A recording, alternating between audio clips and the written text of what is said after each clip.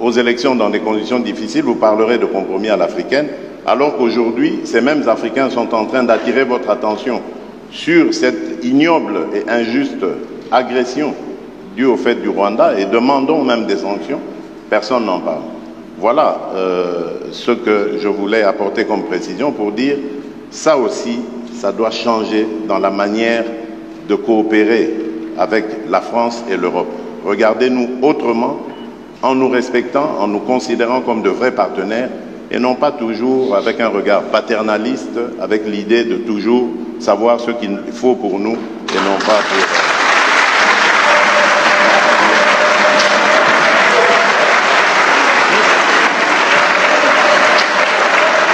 Voilà, merci. Je pense que le président Macron a une réaction. Malgré les vivas, si le président Tshisekedi m'y autorise, je voudrais apporter un commentaire au commentaire. Je m'explique. D'abord, je pense que c'est très bien parce qu'on lève beaucoup de malentendus à travers ce jeu de ping-pong. D'abord, je veux que vous sachiez que quand il y a des problèmes électoraux aux États-Unis d'Amérique ou en France, la presse française en parle.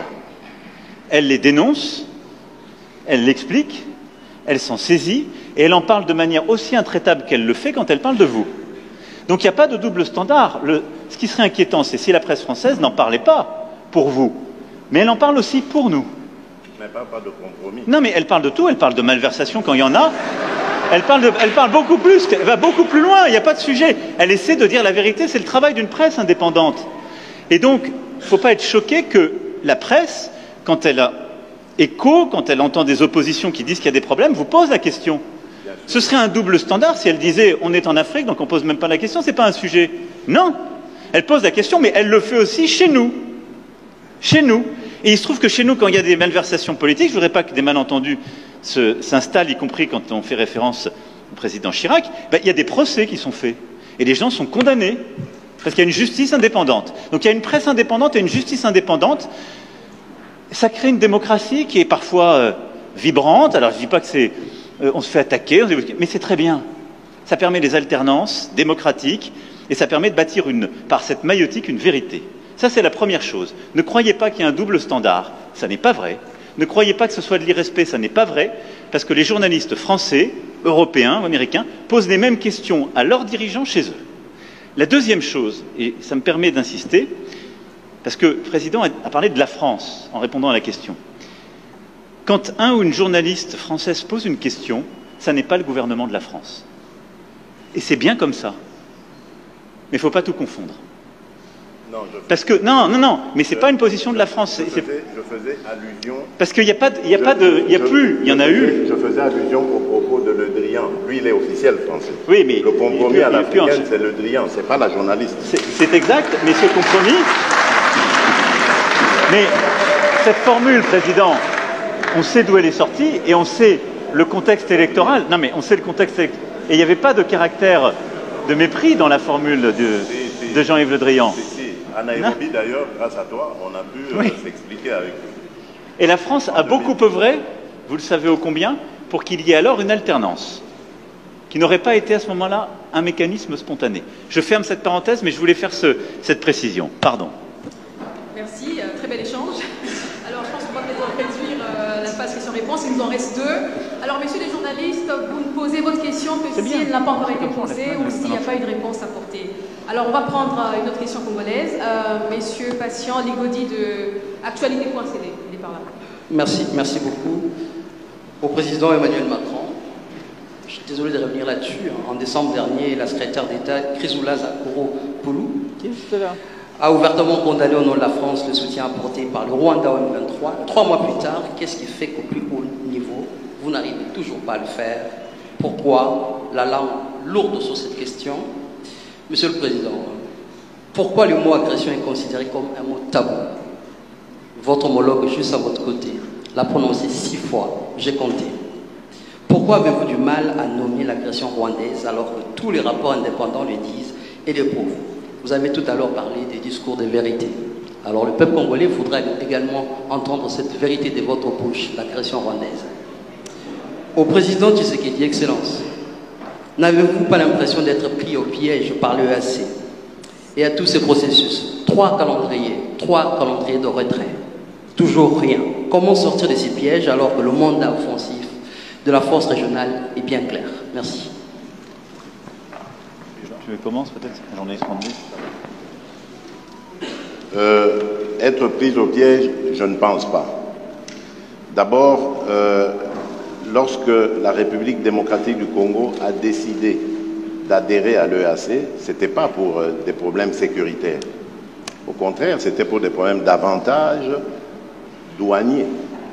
Je vous rappelle ici que la majeure partie de nos compatriotes vivant à l'Est, les opérateurs économiques, j'entends, et même bien d'autres dans d'autres secteurs, travaillent souvent avec les pays d'Afrique de l'Est. Et lorsqu'il y a importation de denrées de tout genre, c'est par les ports de Mombasa et de Dar es Salaam principalement que cela vient. Et donc, nos opérateurs économiques n'étaient pas dans les mêmes conditions de concurrence que leurs homologues des pays voisins. Et ça avait un impact négatif pour notre économie parce qu'ils étaient obligés à ce moment-là de migrer vers ces pays, de vivre là-bas et donc de faire gagner plus de ressources à ces pays-là qu'à la République démocratique du Congo. Donc ça, ce n'est que pour l'aspect économique. Il y en a bien d'autres qui ont milité à ce que nous prenions la décision d'adhérer à cette communauté. Et puis, vu la taille de la République démocratique du Congo qui se situe au centre de l'Afrique, ça aurait été une opportunité formidable, surtout en ce qui concerne aujourd'hui la zone de libre-échange continental, l'intégration de l'Afrique. Ça aurait été une opportunité formidable d'adhérer, et ça l'est, c'est une opportunité formidable parce que ça nous permet d'être au cœur de tous ces échanges entre l'océan Indien et l'océan Pacifique. Donc il faut regarder notre adhésion à la communauté d'Afrique de l'Est de cette manière-là. Malheureusement, entre-temps, par accident ou par velléité hégémoniste ou de pillage de nos ressources, le Rwanda nous fait la guerre, mais cela ne doit pas remettre en cause toute la raison d'être de notre adhésion dans cette communauté. Alors, maintenant, lorsque vous me parlez de piège, je ne suis pas d'accord avec ça. Parce que d'abord, les forces kenyanes se sont déployées, comme elles s'étaient engagées de le faire, c'est le cas aujourd'hui. La difficulté, et j'en conviens avec vous, lorsque vous parlez de sorte d'attitude bizarre de la part de la communauté de l'Afrique de l'Est, la difficulté aujourd'hui, c'est de passer à la contrainte, comme ça avait été le cas. Mais vous savez, la contrainte, c'est la guerre.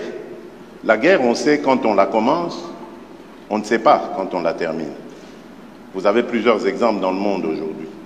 Et je crois que ces pays veulent donner la chance à la paix, mais alors jusqu'au bout. Et c'est notre cas aussi, nous, République démocratique du Congo, qui sommes les plus concernés par cette agression.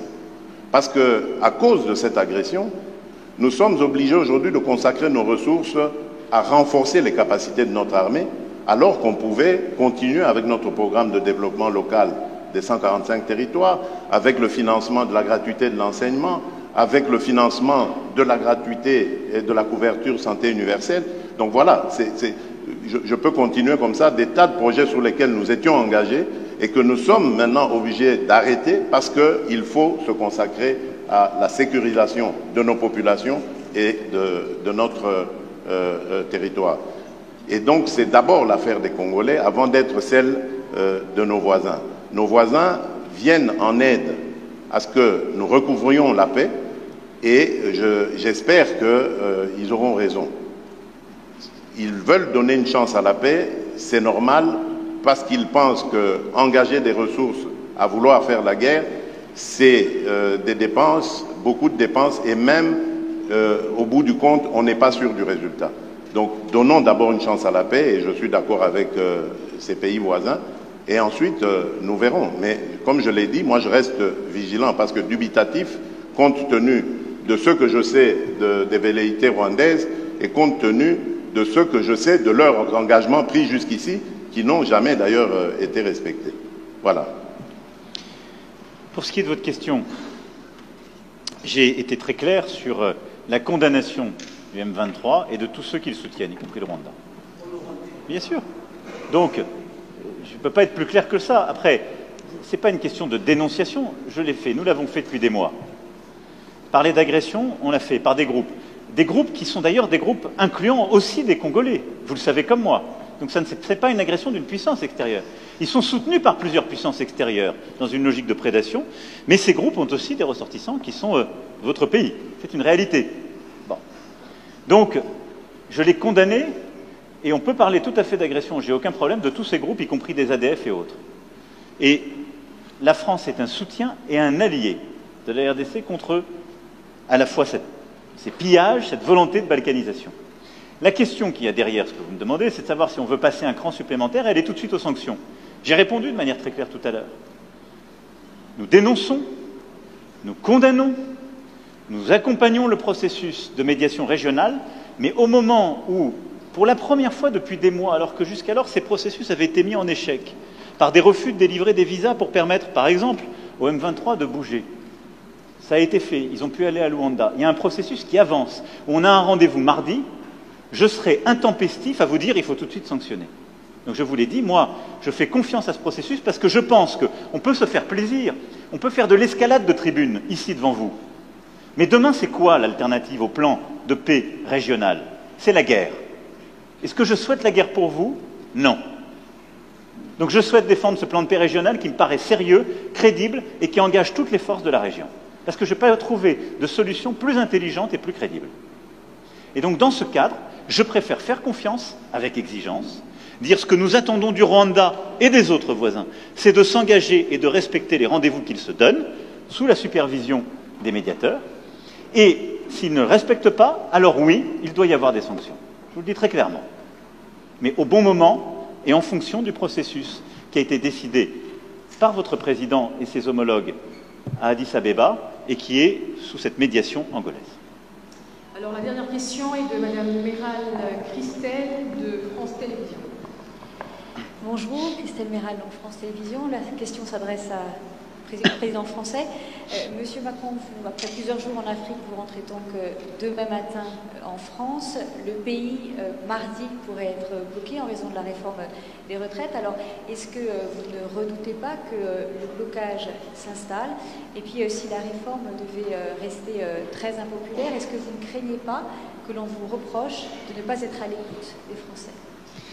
Vous comprendrez bien que j'ai déjà fait plusieurs commentaires sur cette réforme des retraites, qui a fait partie de mon engagement présidentiel, et je ne vais pas, depuis ici, compte tenu des sujets qu'on est en train d'évoquer, de la lourdeur de l'actualité, de l'importance stratégique de cette tournée en Afrique, faire de nouveaux commentaires sur les commentaires. Je n'ai pas grand-chose de neuf à dire. Donc, ce qui m'importe, c'est surtout d'expliquer à nos compatriotes l'importance, en effet, dans un moment comme le nôtre, de passer 4 jours en Afrique, dans cette région qui est une région où une partie de notre histoire aussi s'est jouée. On était à Brazzaville hier, qui était la capitale de la France libre, où il y a une partie de notre passé, mais surtout beaucoup de notre avenir, sur le plan climatique, sur le plan de la biodiversité culturelle, linguistique, mais aussi sécuritaire. Et donc, je pense que c'est important que le président de la République française, que les ministres compétents puissent se déployer, y compris dans ces moments-là, pour porter la voix de la France, agir. Et tout n'est pas suspendu à une seule chose, et tout ne doit pas l'être. Et donc, nous continuons à avancer, mais vous avez compris que je ne ferai pas davantage de commentaires sur la vie politique française, ici, depuis Kinshasa, à la fois parce que je n'ai pas grand-chose à dire, et ensuite par respect pour nos amis, compte tenu de ce qu'ils sont en train de vivre. Je voulais simplement vous dire qu'on est ensemble. Tsotsa Elongo, Tuko Pamoja, Tuji Pamwa, Betukere Kimvuka.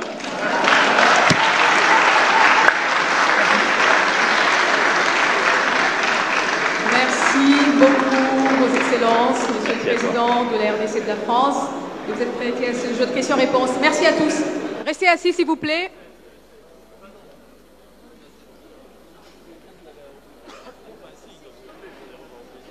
Je voulais simplement vous dire qu'on est ensemble. Tsotsa Elongo, Tuko Pamoja, Tuji Pamwa, Betukele Kimvuka.